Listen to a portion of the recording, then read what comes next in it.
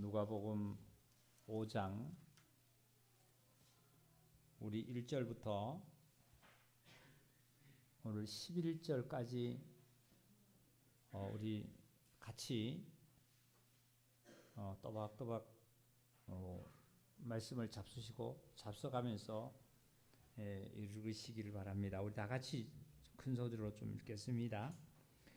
무리가 몰려와서 하나님의 말씀을 들을새 예수는 게네사렛 호숫가에 서서 호숫가에 배 두 척이 있는 것을 보시니 어부들은 배에서 나와서 그물을 씻는지라. 예수께서 한 배에 오르시니 그 배는 시몬의 배라. 육지에서 조금 떼기를 청하시고 앉으사 배에서 무리를 가르치시더니 말씀을 마치시고 시몬에게 이르시되 깊은 데로 가서 그물을 내려 고기를 잡으라. 시몬이 대답하여 이르되 선생님, 우리들이 밤이 새도록 수고하였으되 잡은 것이 없지만은 말씀에 의지하여 내가 그물을 내리리라 하고 그렇게 하니 고기를 잡는 것이 심히 많아 그물이 찢어진지라.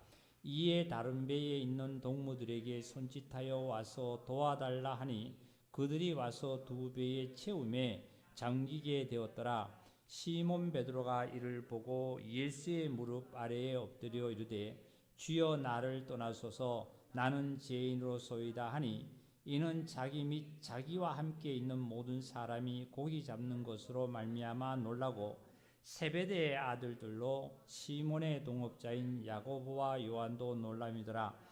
예수께서 시몬에게 이르시되 무서워하지 말라. 이제후로는 내가 사람을 취하리라 하시니 그들이 배들을 육지에 대고 모든 것을 버려두고 예수를 따르니라. 아멘.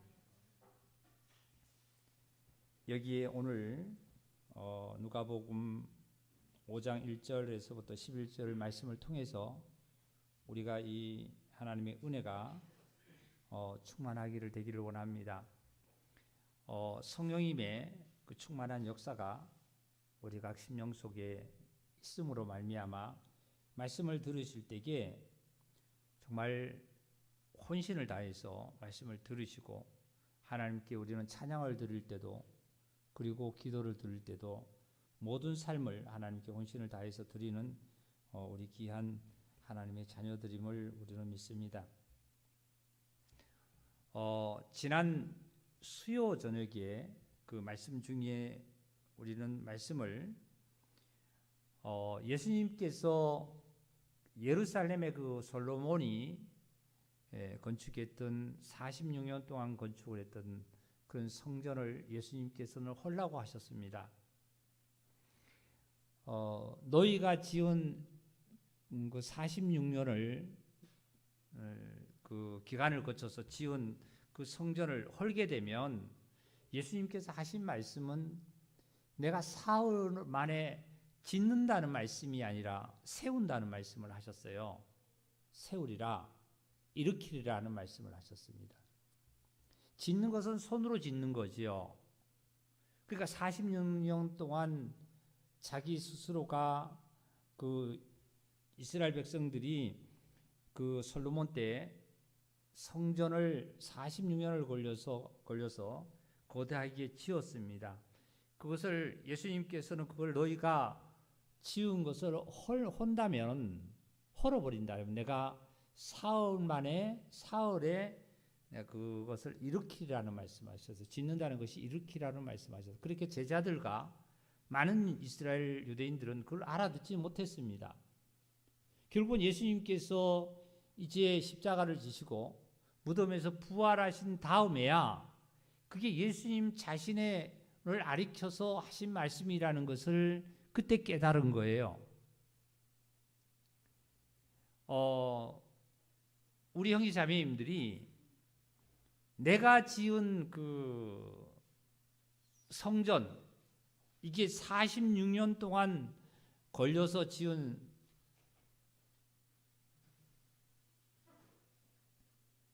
46년 동안 걸려서 성전을 지은 그런 것을 만약에 헐어버린다면 내가 사흘 만에 일으키라는 말씀이 바로 예수 그리스도입니다. 46년 동안 내가 살았다라면 나이가 46살이라면 46년 동안일 거고, 또한 50살이면 50년 동안 지었을 거고, 또한 영적으로 보면은 첫 아담이 창조된 아담이 지금까지 보면은 6,000년이라는 이상을 지었던 성전을 헐게 되면 예수님은 사흘 만에 그것을 일으키시게 됩니다. 내가 하나님을 찾아왔고, 내가 하나님을 섬겨왔고, 내 나름대로 하나님을 정말 섬겨왔다라면 이제는 내 나름대로의 섬겼던 하나님, 예수님, 내 나름대로의 세상을 살았던 것을 예수님의 십자가에서 만약에 헌다라면 여러분 영혼과 몸과 삶 속에서 오직 예수 그리스도가 부활의 그리스도로 영생의 생명으로 여러분에게 나타나실 줄 믿습니다. 왜 그렇게 예수님께서 그것을 헐라고 말씀하셨냐면, 성전 안에는 뭘 하고 있었냐면 비둘기를 팔고요, 돈을 바꾸고요, 그리고 소와 양을 팔고 바꾸는 생활을 했습니다. 거기에 말씀을 보면 예수님께서 하신 말씀이 내 집을 강도의 소굴로 만들었다. 내 집을 말이죠, 강도의 소굴로 만들었다는 거예요. 예수님께서 마태복음을 통해서 21장을 통해서 하신 말씀이 뭐냐면 너희가 내 집을 강도의 소굴로 만들었다, 이런 말씀하셨어요. 마태가 기록하기를 이스라엘의 왕으로 정말 칭해서 예수님을 기록한 사실을 보면 성전의 왕은 왕의 주인이죠. 그 예수님께서 성전의 주인이신데 그 성전 안에는 뭐하고 있었냐면 비둘기 팔고 돈 바꾸고 양과 소를 파는 이런 일들을 하고 있었다 이거예요. 이것들이 뭡니까? 소와 양과 비둘기는 정한 동물입니다. 하나님 앞에 번제를 드리고 하나님 앞에 제사를 드리던 동물들이에요. 부정한 동물이 아닙니다. 그래서 구약에 하나님께서 말씀하시기를 너희가 예루살렘으로 하나님 앞에 정말 번제를 드리러 올 때에 11조를 드릴 때에 감사헌금을 드릴 때에 먼 길에서 소를 가지고 오지 못하거들랑 그 소값이 500이면 500만 원에 대한 돈으로 바꿔와서 하나님께 드리라는 그런 말씀도 있죠. 성전 안에서 뭘 하고 있었냐면은 다 하나님께서 하시라는 말을 했습니다. 만일에 저 길가에서 차가 다니는 길가에서 노점상을 만약에 한다라면요, 예? 모든 음식을 만들어서 판다라면 하나님을 위해서라기보다는 나를 위해서겠지요. 내가 먹고 입고 그리고 여러 가지 삶을 살아가기 위해서 노점상을 했지만 성전 안에서 비둘기를 팔고 돈을 바꾸고 그리고 소와 양을 판다는 것은 이것은 나를 위하는 것보다도 무언가 모르게 종교적인 삶을 내가 나 나름대로 하나님을 섬겼다는 거예요. 근데 예수님은 이걸 내 집에서 이런 일을 하지 말라 그런 거거든요. 이게 종교입니다, 종교.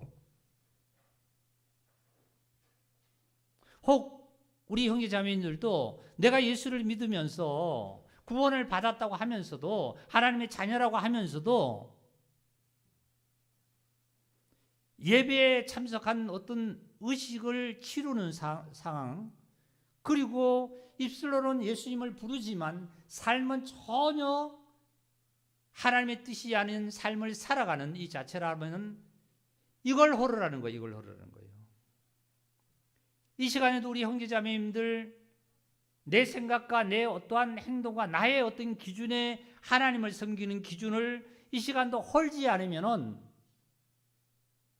오늘 또 똑같은 지난주와 똑같은 시간을 예배를 드렸다고 가고 나에게 변함이 전혀 없는 거예요. 그러니까 많은 기독교인들도 우리들도 마찬가지입니다. 우리 형제자매, 저와 여러분들도 나 자신이 힘이 들고 말이지요. 내 가정과 내 주위의 여러 가지로 말미암아 힘이 들면 우리는 하나님께 묻고 정말 하나님께 모든 걸 맡기고 하나님으로부터 해결받을 생각은 하지 아니하고 어찌하면은 요나처럼 피합니다. 하나님의 말씀을 피해요. 그 상황과 현실을 모면해 보려고요. 그래서 교회를 안 나온다. 그리고 빛 가운데 우리는 서지 않겠다고 하는 거예요. 자기의 어떤 기준점이에요, 기준점.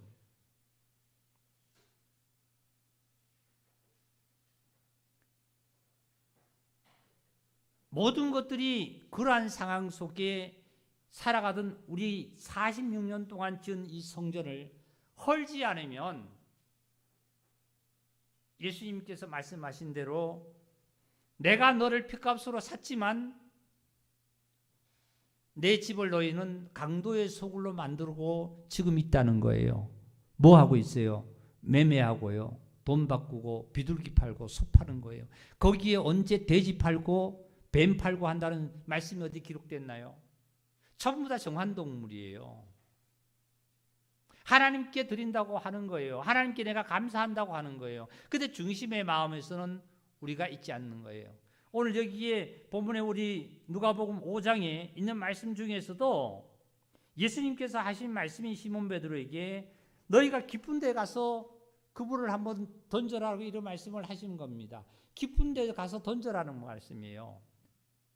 우리 깊은 심령 속에서 하나님을 한번 만나보시기를 원합니다. 깊은 심령 속에서 하나님을 정말 만나서 하나님께서 무엇을 원하는 건지 깊은 데 가서 그물을 내리라는 그 음성이 내 귀에 확실하게 들리는지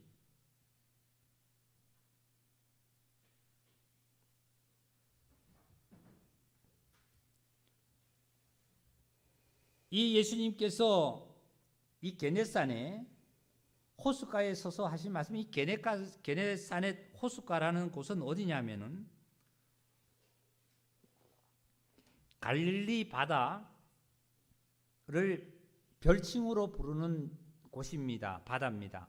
이 게네산의 호숫가라는 것은 즉 갈릴리 바다 별칭으로 불려지기도 합니다.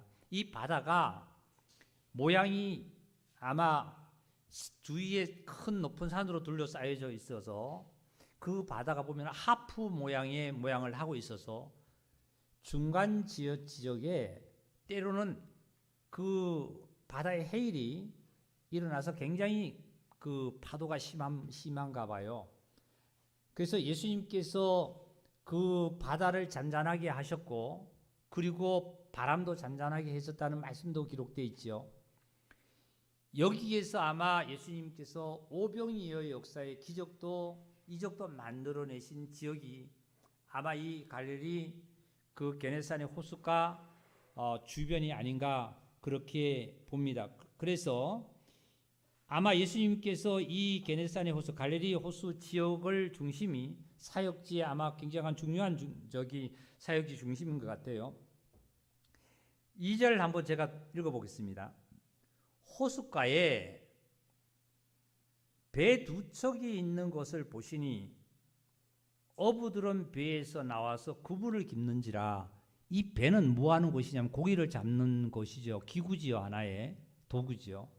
거기에 배 두 척이 있는데 어부들이 나와서 그물을 싣는지라. 그러니까 3절에 예수께서 배 한 배에 오르시니 그 배는 시몬의 배라.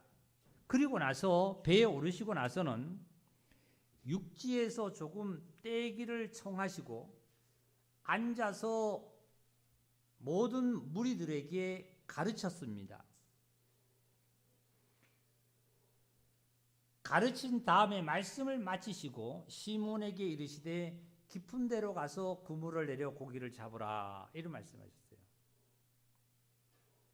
우리는 이 말씀을 많이 듣기도 하고 깊이 잘 알아서 이 말씀을 우리가 읽을 때 깊은 데로 말씀을 의지해서 던지라 그래서 먼저 머리를 스쳐 지나가고 끝납니다.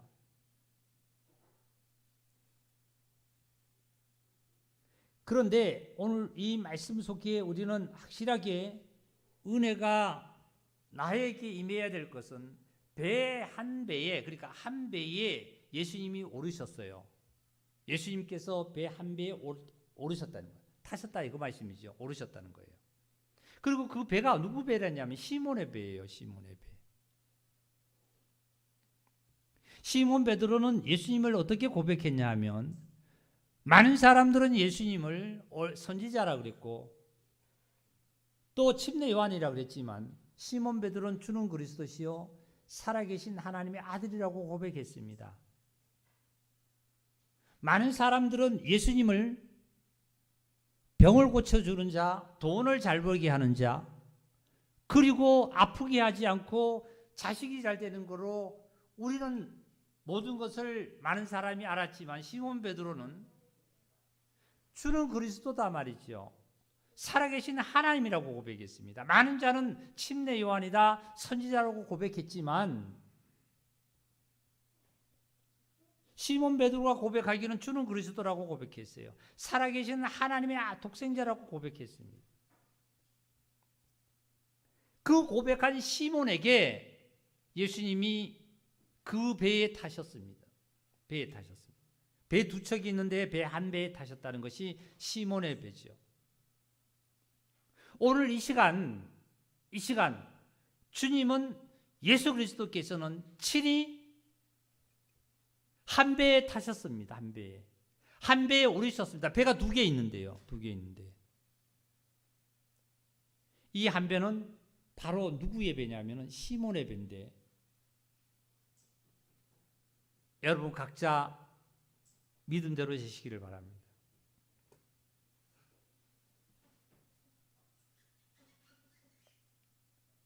지금도 주님은 이곳에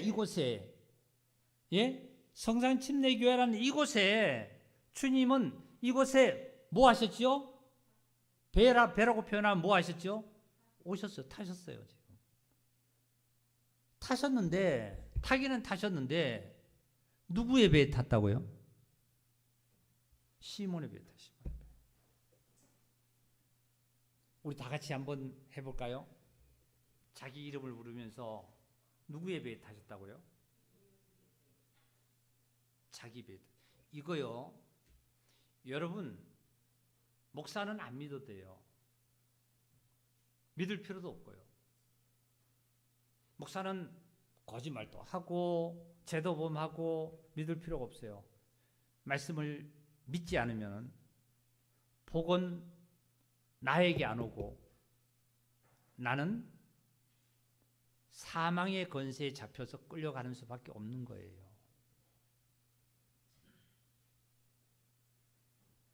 자꾸 우리는 시몬의 배에 타서 이 배 한 척이 타서 예수님이 말씀에 의지해서 가서 그물을 내렸더니 고기를 많이 잡았다. 고기 많이 잡았다는 것만 거기가 부각이 돼가지고 내가 부자 된다고 부각이 돼가지고 거기에만 우리는 치우쳐져 있어요. 욥이 나중에 구원을 받았다. 아니면 욥이 나중에 복을 받았다. 거기만 치우쳐져 있어요. 예수님께서는 여기에 시몬의 배 한 배에 분명히 타셔가지고 첫째 그물을 고기를 많이 잡는 것을 말씀을 하지 않았어요. 뭐 하셨냐면은 자 볼게요. 어디를 보시냐면 3절을 제가 볼게요. 예수께서 한 배에 오르시니 그런 시몬의 배라. 육지에서 뭐 어떻게 해요? 조금 떼기를 원하셨죠. 그렇죠? 시몬의 배에 타서 한 배에 타셔가지고 거기에 배에서 모든 자들에게 그 배를 어디에다가요? 조금 육지와 땅과 좀 멀어져라 말이죠. 40년 동안에 나의 생각과 나의 아집을 갖고 있던 이것이 조금 멀어져라 말이지. 세상의 모든 것들, 육신의 것들을 잠시 접어두라 말이지. 네? 그리고 예수님께서는 그 다음에 하시는 말씀이 뭐냐면은 무리를 가르치셨어요. 뭐에 가르쳤을까요? 고기 잡는 방법을 가르쳤을까요? 부자 되는 걸 가르쳤을까요? 뭘 가르쳤을까요? 가르친 것은 하늘나라를 가르쳤을 겁니다. 진리에 대해서 증거하셨을 거예요.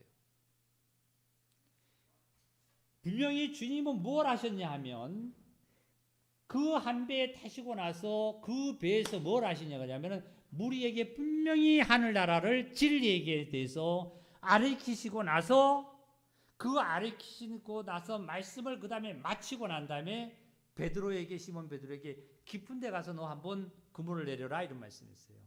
그런데 아주 이 시몬 베드로는 자아가 남아가지고 자기 고집이 남아서 뭐라고 예수님에게 반문을 하냐면 보세요. 5절입니다. 시몬이 대답하여 이르되 선생님 우리들이 밤이 새도록 수고하였으되 잡은 것이 없다 그랬어요. 없다. 나 교회를 지금까지 다녔는데 말이죠. 나는 목사랬고 전도사랬고 권사랬고 집사랬고 나는 교회 일을 열심히 한다고 했는데 왜 나에게는 물고기 한 마리도 못 잡나 이거지. 아직도 그 46년 동안 지었는 성전이 무너지지가 않는 거예요.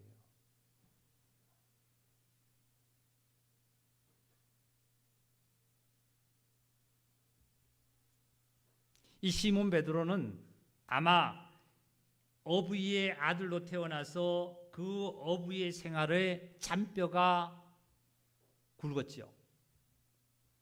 고기가 어떻게 잡고 어디에 가면 있다는 것까지 다 압니다. 그런데 목수의 아들이라고 하는 예수라는 자가 와서 잔뼈가 굵은 어부에게 너 고기를 이렇게 잡아라고 가르치니 시몬 베드로는 인간적으로 보면 거기에 순종할 수도 없었고 전혀 정말 그 예수님의 말씀이 마음속에 깊은 곳에 박히지 않으셨을 거예요.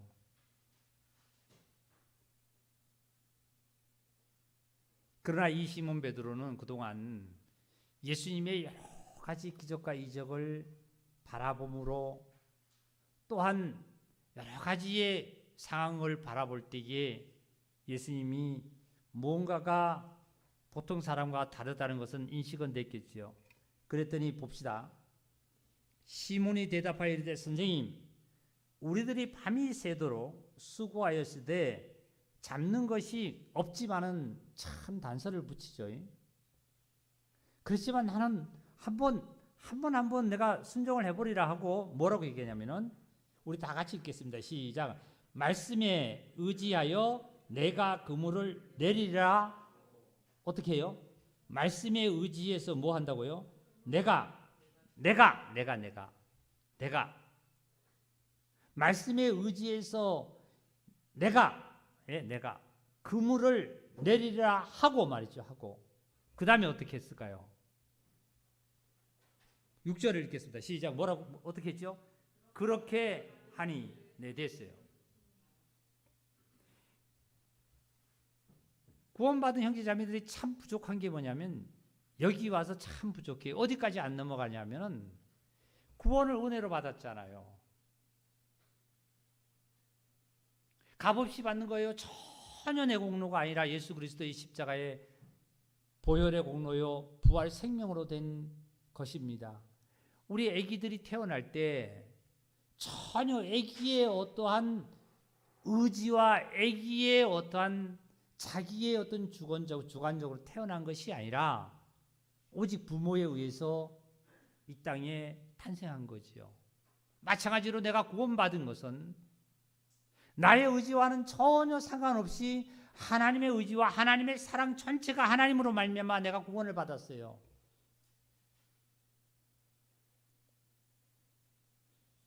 시몬 베드로의 배에 탄 것은 시몬 베드로와 전혀 상관없이 예수님이 그냥 한 배, 두 배가 있는데 한 배 탔는데 그게 시몬 베드로예요. 그리고 난 다음에 이제 예수님께서 시몬 베드로에게 가르치시고 나서 깊은 데로 가서 그물을 내리라 그러시고 났는데 이제 시몬 베드로가 말씀에 의지하여 내가 그물을 내리리라 하고 아주 강한 의지력을 갖고 죽으면 죽으리라 하고 어떻게 하냐면 그렇게 하니, 다 같이 그렇게 하니, 그렇게 하니.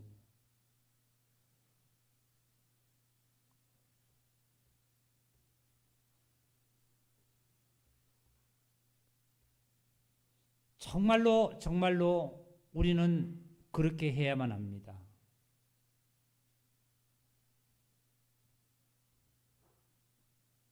예수님의 말씀을 그냥 따라가야만 합니다. 순종해야만 합니다.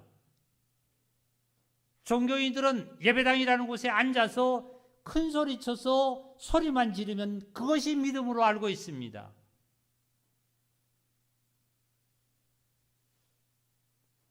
만약에 시몬 베드로의 그 배에 고기가 많이 잡혔는데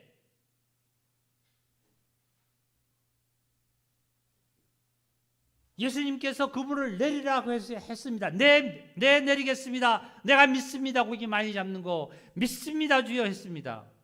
그물을 안 내렸어요. 고기가 한 마리도 잡힐까요? 안 잡혀요.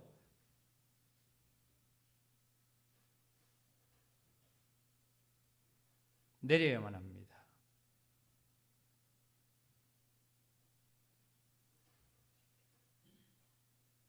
인생은 각자예요. 각자의 길을 가는 거예요.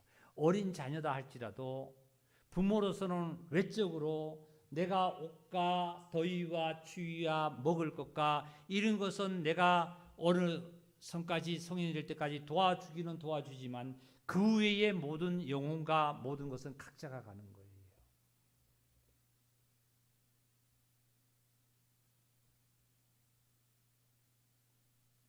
그렇게 하니 고기를 잡는 것이 힘이 많아 그분이 찢어진지라. 그렇게 하니 말이죠. 하니. 그런데 우리는 하나님의 말씀을 그렇게 듣고도 말이죠. 구원받은 지가 참 수십 년이 됐는데도 자기 46년 동안 지은 것이 얼마나 단단히 지었으면 이게 헐려고 하지 않아요. 그리고 어떤 일이 있으면 교회에다가 아니면 누구에다가 전부 다 핑계대고 교회를 나오기를 싫어하는 거. 이거 무슨 연고인지 나는 모르겠어요. 교회를 안 나오는 거는.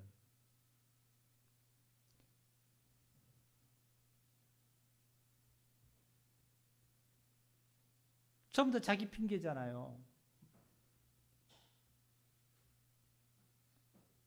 내가 물고기를 말씀에 의지해서 그렇게 하니 물고기를 많이 잡게 되면 예수님이 타지 않았던 배조차도 다른 배조차에도 불러서 나눠줄 수 있는 넉넉한 말이죠. 나눠줄 수 있는 그 넓은 마음 말이죠. 나눠줄 수 있는 그 부가 우리에게는 넘친다는 거예요. 할렐루야. 그런데 이게 잡는 것이 없으니 자기 먹을 것도 없으니 나눠줄 수가 있어요. 나오는 것은 뭐예요?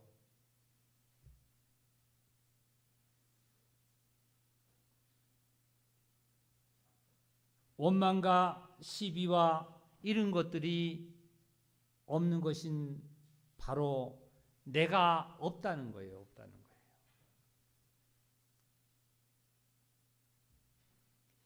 그 다음에 이제 예수님께서 자 보세요. 7절을 읽겠습니다. 이에 다른 배에 있는 동무들에게 손짓하여 와서 도와달라 하니 그들이 와서 두 배의 체험에 잠기게 되었더라. 이제 두 배에 가득 채운 거죠. 그리고 8절입니다. 시몬 베드로가 이를 보고 예수의 무릎 아래에 엎드려 이르되 주여 나를 떠나소서 나는 죄인으로소이다 하니 이는 자기 및 자기와 함께 있는 모든 사람이 곡이 잡힌 것으로 말미암아 어떻게 됐다고요? 놀라더라. 인간의 힘이 아니죠. 어떤 역사가 일어날까요? 믿고 행하면. 다 같이 합시다. 믿고 행하면. 이게 순종이잖아요.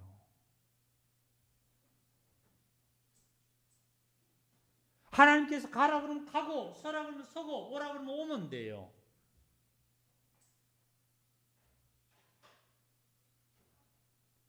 지금 이 시몬 베드로는 무슨 복을 받았냐면 물질적인 복을 엄청히 받았잖아요. 예? 고기 몇 마리만 잡아도 그 어떻게 생계를 연명해 나갈 수 있는데 너무 고기를 많이 잡아서 그 자기 배에 다 못하니까 그 다른 배까지 손짓해서 굴러가지고 다른 배에도 넉넉하게 나눠줄 수 있는 이러한 그 능력, 힘, 넉넉함이 이제 넘쳐 흐르는 거예요.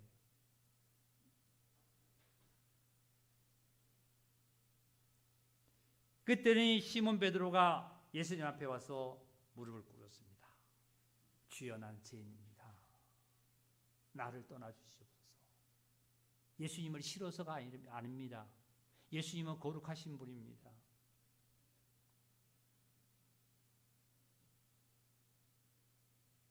내가 주님의 말씀을 믿지 못하고 주님의 역사를 내가 믿지 못하고 내 고집대로 살았던 나의 모습을 바라볼 때 너무 초라한 거예요. 자기 자신이 자기 모습을 한번 자세히 바라보면 너무 초라하잖아요. 너무 초라하잖아요. 누구 앞에 섰을 때요? 거룩한 주님 앞에 섰을 때. 사람으로, 인간으로 보면은 나보다 더 나은 사람이라든지 모든 사람을 바라볼 때 내가 너무 나는 초라해 보일 때가 간혹 있다고 그래요. 거룩하신 주님의 그 역사를 바라볼 때 나는 어떻게 해요? 너무 초라해. 나는 죄인입니다. 나는 죄인입니다.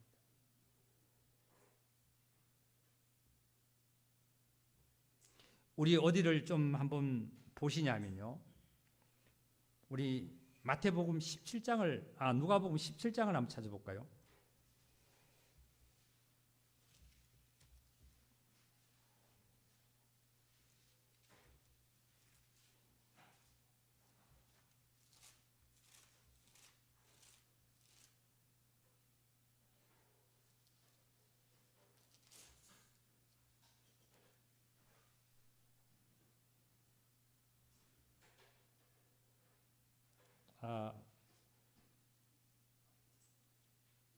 미안합니다. 누가복음 17장이 아니라 마태복음 5장 찾겠습니다. 마태복음 5장 8장입니다. 마태복음 8장에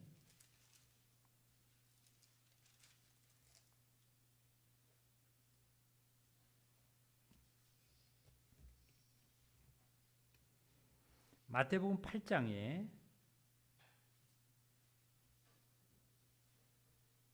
1절부터 읽겠습니다. 1절입니다. 예수께서 산에서 내려오시니 수많은 무리가 따르니라. 한 나병 환자가 나와 절하며 이르되 주여 원하시면 저를 깨끗게 하실 수 있나이다 하니, 나병 환자가, 병자가 말이지요. 세상에 어떤 것으로도 고침을 받지 못하는 이 나병 환자가 예수님께서 절하며 이르되 주여 원하시면 저를 깨끗하게 하실 수 있습니다 하거늘 3절 우리 다 같이 읽겠습니다. 예수께서 손을 내밀어 그에게 대시며 이르시되 내가 원하노니 뭘 함 받으라? 깨끗함을 받으라 하시니 즉시 그 나병이 깨끗하여지니라.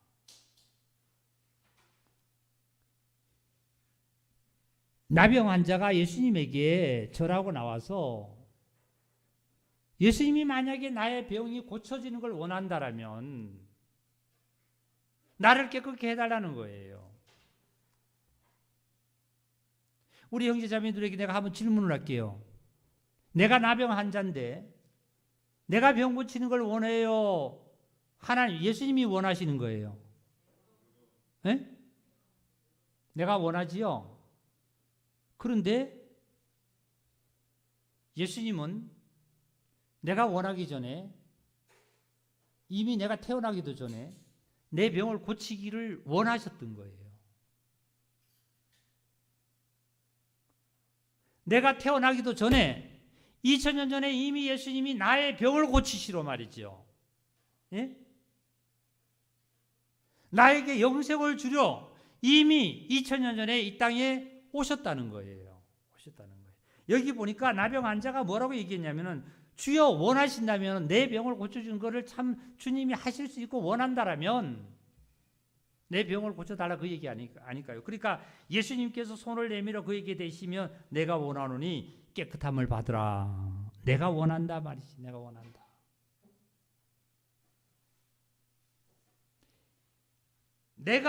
너가 깨끗해지고, 너가 정결해지고, 너가 강건해지고, 너가 주님께로 이끌을 받기를 원하는 것은 너보다도 내가 먼저 원해서 내가 2000년 전에 십자가를 졌다 말이죠.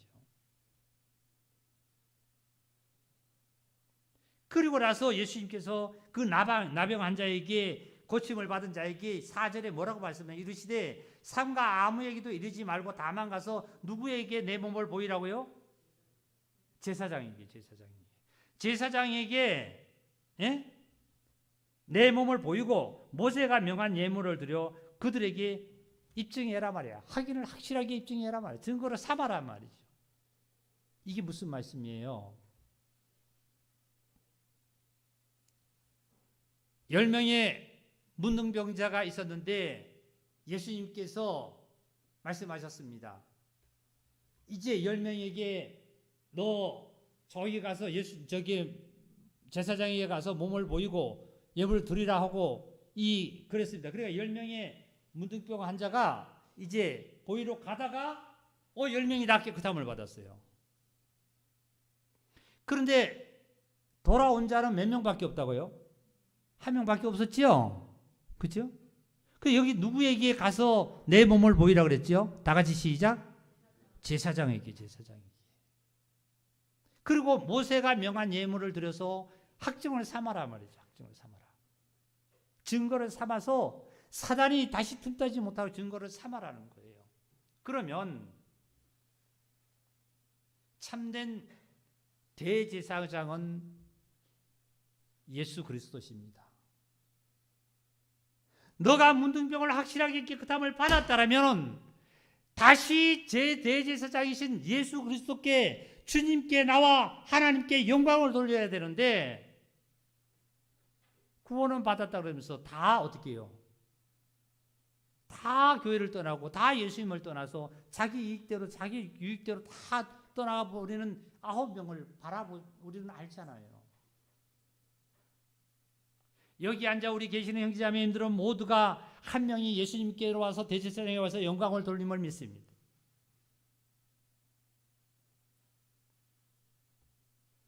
왜 내가 힘들고, 왜 가정이 힘들고요? 어떤 상황이 되면은 자꾸 교회를 떠나서 멀리 우리는 나가려고 합니까? 언제 예수님께서 우리를 안 되기로 했습니까? 교회가 안 되기로 했나요? 형제와 자매 간에, 부부 간에, 가족 간에 어떠한 것이 있다라면은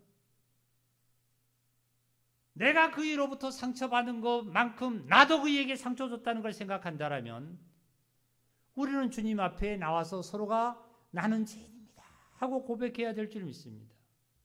내가 상처를 받았다라면 나도 그이에게 그만큼 이상으로 상처 줬다는 것을 우리는 주님 앞에 고백해서 나는 죄인입니다 하고 우리는 주님 앞에 나와야만 합니다.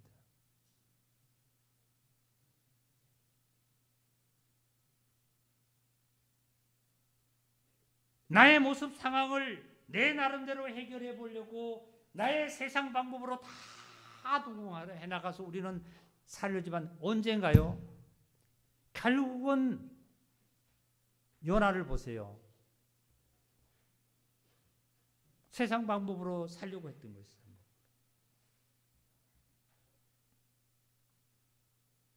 예수님의 십자가에 흘리신 그 보혈의 값이 그렇게 값없이 없이 가볍게 여기지 마시기를 원합니다. 우리 형제자매님들.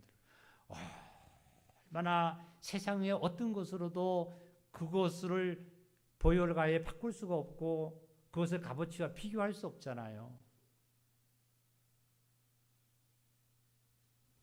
주의 보혈 능력이 있도다 주의 피 믿으오. 주의 보혈은 능력이 있다 말이죠. 세상에서 할 수 없는 것을 하실 수 있고 세상에서 무엇도 이룰 수 없는 것을 그의 보혈은 능력을 이루신 이 사실을 볼 때에 이 시몬 베드로는 예수님에게 죄인이라고 고백할 수밖에 없었던 거예요. 시몬 베드로는 어떠한 그 은혜의 축복을 얻었습니까? 물질적인 축복도 엄청히 받았습니다. 그 다음에 영혼의 구원도 자기가 죄인이라는 걸 고백함으로 말미암아 예수님으로부터 이제 제사함도 받고 모든 것을 예수님께서 하신 말씀이 이제 누가복음 5장 10절 이하를 보면은 이렇게 말씀하셨죠. 세베대의 아들도 시몬의 동업자인 야고보와 요한도 놀라니라. 예수께서 시몬에게 이르시되 무서워하지 말아라. 이제후로는 내가 너를 사람을 취하게 하리라 하고 사람을 취하게 하는 거예요. 자, 시몬 베드로는 물고기 잡는 데 가서 그 말씀을 의지해서 가서 그렇게 하니 물고기를 잡듯이 이제 시몬 베드로는 예수님께서 시몬 베드로에게 이제는 너가 사람을 취하리라 했습니다. 이때 시몬 베드로는 네 하고 그 자리에 앉아 있는 것이 아니라 다음에 우리 11절을 읽겠습니다. 다 같이 시작. 그들이 베드로를 어떻게 해요? 육지에 대고 모든 것을 버려두고 예수를 따르니라. 깊은 데로 가서 물고기를 너 그분을 내려가라 했습니다. 그럴 때 시몬 베드로는 어떻게 했어요? 자기 핑계를 자기의 어떤 것을 이유를 삼다가 말씀에 의지해서 내가 한번 내려보리라고 내렸더니 물고기가 많이 잡았습니다. 그렇게 하니 그렇게 됐습니다. 이번에는 예수님께서 이제는 그걸 그만두고 너는 사람을 낚는 자가 되어라 하고 했더니 이제는 뭘 버려뒀어요? 자기가 물고기 잡던 배도 버려두고, 예? 자기의 딸렸던 모든 것도 다 버려두고 세상을 육을 다 버려두고 말이지요. 이제 어떤 일로 가느냐면 예수를 따르더라 했습니다.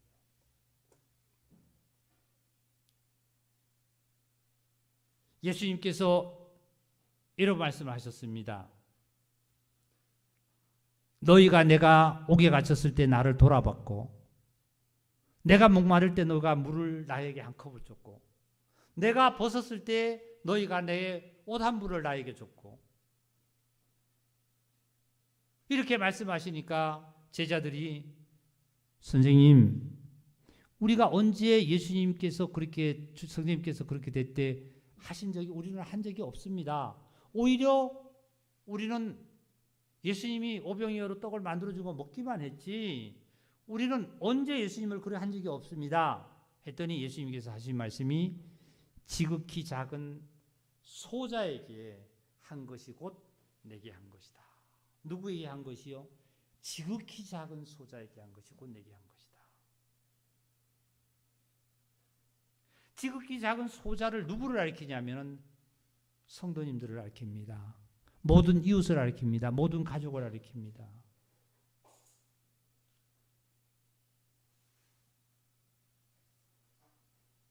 시몬 베드로는 이제 그리고 여기에 무리들은 시몬의 동업자인 야고보와 요한도 모든 무리들은 여기에 있었던 배에 탔던 모든 무리들은 이제 어떤 것을 일하기 때문에 모든 것을 버려두고 말이죠.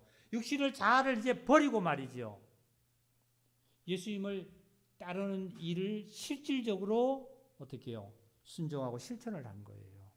이게 무슨 소리일까요? 목사님처럼 이제 목회일로 전념을 들어서라는 그 얘기가 아니라 우리 형제자매님들이 시몬 베드로라면서요. 시몬 베드로처럼 오늘 이곳에 이 성산진교회 이곳에 예수님이 이 배에 타셨다면서 오늘 오셨다면서요. 그리고 나에게 오셨다면서요.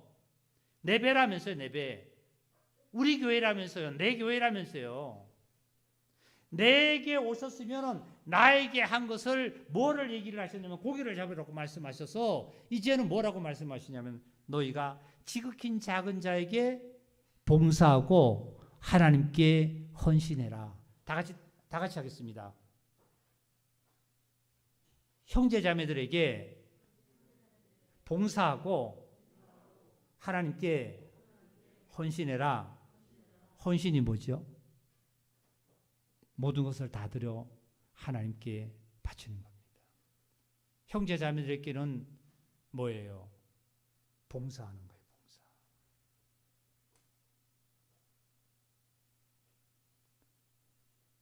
참으로 오늘 저와 여러분의 이 들은 말씀이 시몬 베드로가 아니라 나라면은 내가 앞으로 살아가는 방법을 어떻게 살아가야 된다는 것을 우리는 분명히 들었어요.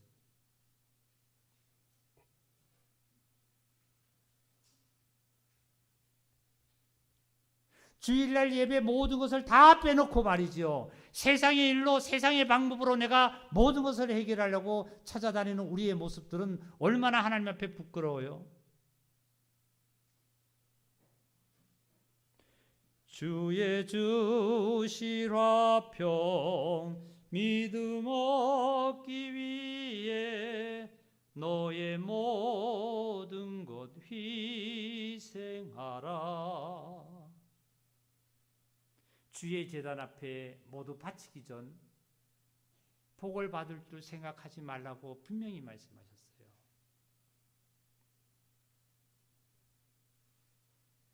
하나님의 낯을 피하고 교회의 낯을 피하고 모든 자기 방법대로 자기의 어떤 계획대로 자기의 어떤 것을대로 우리가 살아가는 우리의 모습이 시몬 베드로가 예수님 앞에 무릎 꿇을 수 없는 모습과 똑같은 모습 아니에요? 이 시간도 우리는 예수님 앞에 무릎 꿇어서 나는 죄인입니다 말이죠. 하고 고백할 때에 주님은 나를 더 크게 어디로 쓰시냐면은 정말 모든 것을 성도들에게 이웃에게 봉사의 삶을 살아갈 수 있는 놀라운 축복에까지 우리에게 내릴 줄 믿습니다. 봉사의 축복이 뭘까요? 내가 넉넉해야 되죠. 내 배에 가득 채워졌을 때에 잡지 못했던 그 물고기 잡지 못했던 배 한 척에게도 정말 다 나눠줄 수 있는 그러한 능력과 힘이 저와 여러분에게 있다는 사실을 우리는 기억하시기 바랍니다. 결론을 보면 하나님께 우리는 순종하게 살아야만 합니다.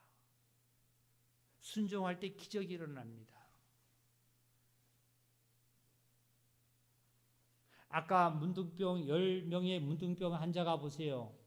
어떤 기적이 일어났을까요? 순종했을 때 기적이 일어났잖아요. 가서 제사장에게 보이라 말이지. 물도 씻고 가서 제사장에게 보이라. 네 하고 가서 제사장에게 보이면 되는 거예요. 나만 장군이 문둥병이 고칠 수 없었지만 어떻게 고쳤습니까? 요단강에 가서 7번 너 한번 씻고 나와라. 목욕하고 나와라 그랬어요. 어렵지 않잖아요. 가서 씻으면 되는 거예요. 씻었더니 깨끗한 어린아이 같은 살로 되었다고 우리는 말씀을 듣잖아요.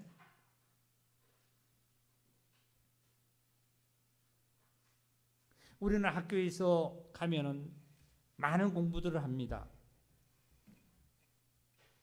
경제학과를 가면은 많은 경제를 불을 일으키려는 것을 많이 우리는 교수님으로부터 강의를 듣습니다. 듣고 어떻게 돼요? 우리는 왜 듣습니까?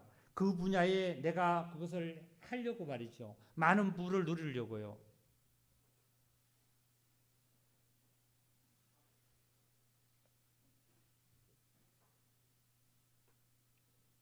이제 또한 한 가지 더 이 말씀을 듣고 제가 더 추가로 말씀을 드리고 싶은 것은 욥은 완전한 자고 완전하게 살았다고 제가 지난주에 말씀을 드렸습니다. 그러므로 말미암아 마지막에 복을 받았다고 그랬습니다.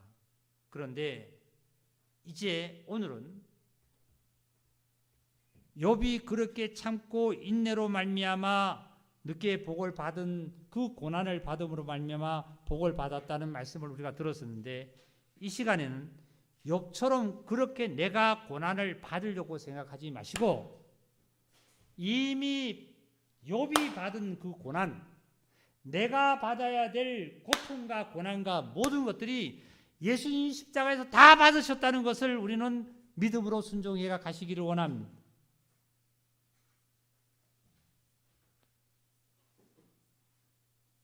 이걸 믿음 안에서 확실하게 내가 그 주사위를 거기 안에 탁 던져놓지 않으면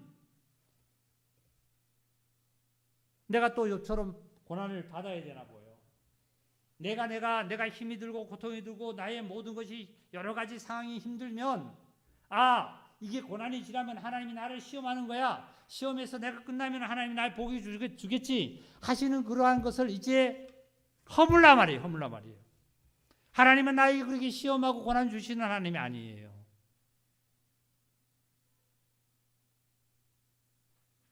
내가 스스로 욕심에 이끌려가지고 욕심이 잉태한 즉 죄를 낳고 죄가 장성한 즉 사망에 낳는 거지, 하나님이 나에게 언제 시험해서 나는 언제든지 시험을 받으면 나는 넘어질 자예요.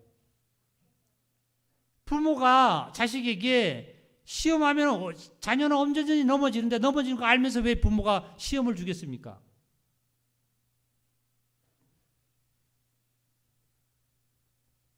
하나님은 시험하시는 분이 아니라는 사실이에요. 내가 욕심 잉태하고 내가 40년 동안 지은 모든 것들이 내가 너무 강하기 때문에 무너지지 않아서 거기에 내가 나 스스로 고통받고 나 스스로 사망에 끌려다니는 거지요.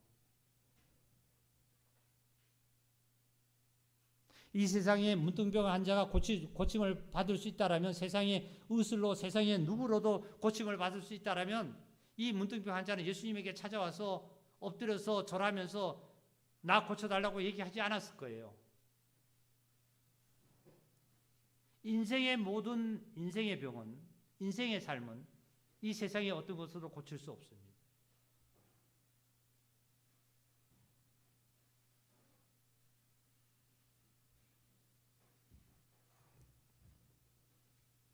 이제 예수님께서 내가 받아야 될 모든 고통과 내가 받아야 될 힘듦과 질병과 고통과 가난과 환난의 모든 근심 걱정 사망까지도 우리 주님 십자가에서 다 담당해 놓으셨습니다. 다 이루셨다 그랬잖아요. 히브리서를 통해서 하나님께서 다 체휼하셨다, 예수님께서 다 체휼하셨다 그랬잖아요. 이제 우리 형제자매님들은 어떻게 사시면 되냐 하면은, 내가 산 것이 아니요 이제는 내 안에서 그리스도가 사셨으니까 하나님께서 나를 사랑해서 자기 독생자를 십자가에서 그 고통을 주신 그 고통을, 예수님의 십자가를 믿는 믿음 안에서 우리는 살아가는 자가 되면 됩니다. 예? 얼마나 간단하고 얼마나 감사하고 얼마나 편안하고 얼마나 안전한 길이에요. 근데 내가 고통을 받으려고 가야 돼요. 그러니까 고통을 받죠. 내가 이걸 해보려고 저걸 해보고 이쪽 저쪽 쫓아다니면서 다 내가 병도 고쳐보려고 그러고 뭐 해보려고 쫓아다녀봤자 인생은 거기예요.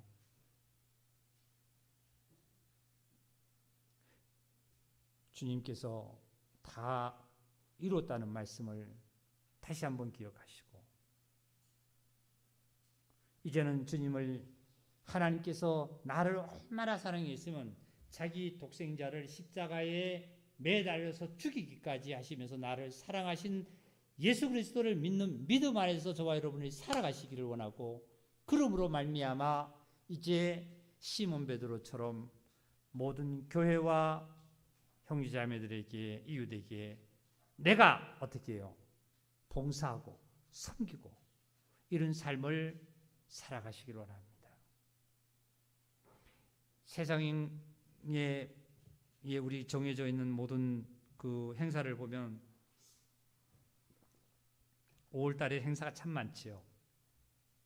어린이날도 있고요, 어버이날도 있고, 그리고 또 스승의 날도 있고 여러 가지 정말 우리는 다 봉사하고 섬겨야 될 그러한 그 행사들입니다. 내가 받기는 보다도 내가 섬겨야 될 행사들입니다.